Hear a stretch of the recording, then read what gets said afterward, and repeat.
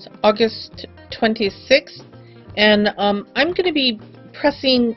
This is the chop and toss pendant that we did with the leaf cane, the clay chick face cane, and the 5 Acres of Fear cane chopped up. I sort of pushed it into a more circular shape. I'm going to be I haven't done this in a while, so I'm just going to be experimenting a little bit. I took some green clay and I just pressed it at the whitest setting, and I'm going to cut it smaller than the pendant because I'm going to be putting some leaf cane on this and pressing it, and it stretches it out. When you add slices of cane and then run it through the pasta machine, it stretches out the clay. So I'm just sort of experimenting with cutting it a little smaller than the size of the pendant. And let's get it up off the... This is a ceramic tile that I got at like a hardware store for $1. I love it because you can work on it and you can also put it in the oven, and you can even put it in the freezer for a quick cooling if you're in a hurry. So I pinch the leaf cane, and I'm gonna just slice, and then you step back a bit, slice and step back a bit. I'm at a funny angle. I should put at another angle, but I wanted to have the pasta machine in the picture. And I'm going to be putting leaves first, and you can adjust your leaf. I want to have like a little leaf overlap on the pendant. So I'm going to be putting the leaf in a starburst pattern, and as usual, I don't have any plan because I'm just sort of experimenting, as you should with your own projects, because you know, if things go wonky, we can always chop it up. Experiment with another chop. I do the outer leaves first for the first press, and then I'm going to cut some more leaf cane and put some leaves in the center. This is like a little off.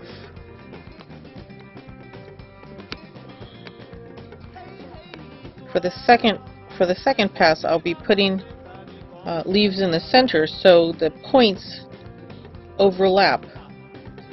You'll see what I mean in a second. Okay. So we got that going on, and now it's going to change the shape. Let's like mash it down a little bit. It's going to change the shape when it goes to the pasta machine. And I'm putting it on the widest setting. Watch out for your little leaf points there.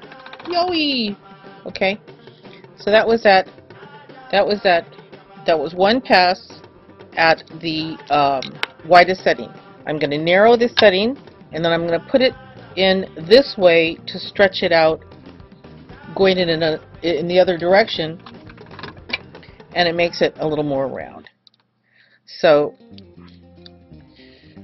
now we put second layer of leaves. Whoopee.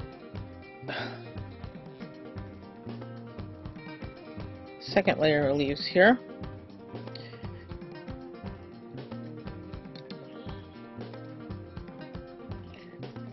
And I'm sort of mashing them. I cut them a tiny bit thicker than I should have, but so I'm just sort of mashing them down a little bit. And then I'm not, you know, I'm not counting, I'm not measuring, I'm not doing any of that. Okay, so let's run this through. First at the whitest setting. Oh yeah. Whoop, got a little stretched out. And then a more narrow setting. So it's not going to be like exactamundo, perfect round. I'm sure that if I had sliced the leaves paper thin and was like all anal retentive about measuring, we could have gotten some sort of exact circle. I'm not tripping. Thank you very much. There's a lot more things in life to be tripping about. Okay, so let's put it back to the whitest setting, and I'm putting it in this way first, hoping to press it going. I'm putting it in where it's stretched out. I'm going to put that in first, and then hoping it will stretch this way. Back to the whitest setting. Give it a pass. There we go. And let's narrow it again. See what goes on. Okay. So we have this leaf sheet, and it might have. Let's see if it's gotten too big for the pendant. Okay. We can go like this. Yeah, it might have gotten a little too big for the pendant. Unless we make the pendant yowie a little bigger.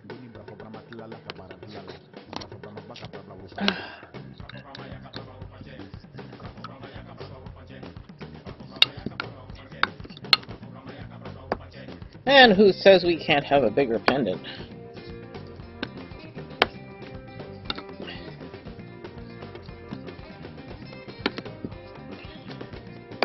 Bigger pendant can be seen from across the room by someone who has weak eyesight.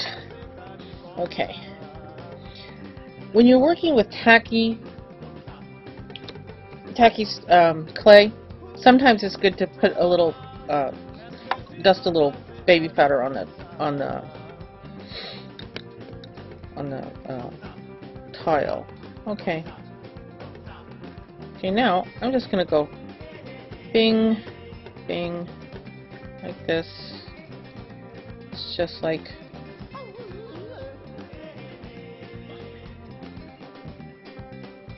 that.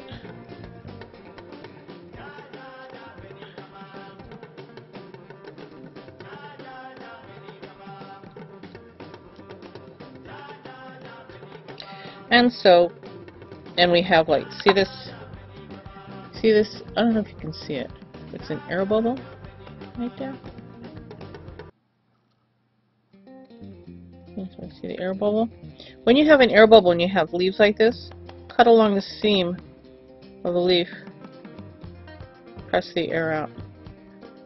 Okay, so this is one side of sort of big pendant, and this is the other side. And let me see. This would be, I guess, upways. So it's just an experiment. It's no big deal. But when you do this pressing the leaves, the ones you press first are going to get bigger because they get stretched out. And even though they were all like the same size leaf, the ones who get put on later look darker because the lines are closer together, and the ones that were pressed first get stretched out with each press, and they look lighter. It's just and making sheets like this, cutting canes and putting it on sheets like this, it's good for, like, you know, covering tins and boxes and other things.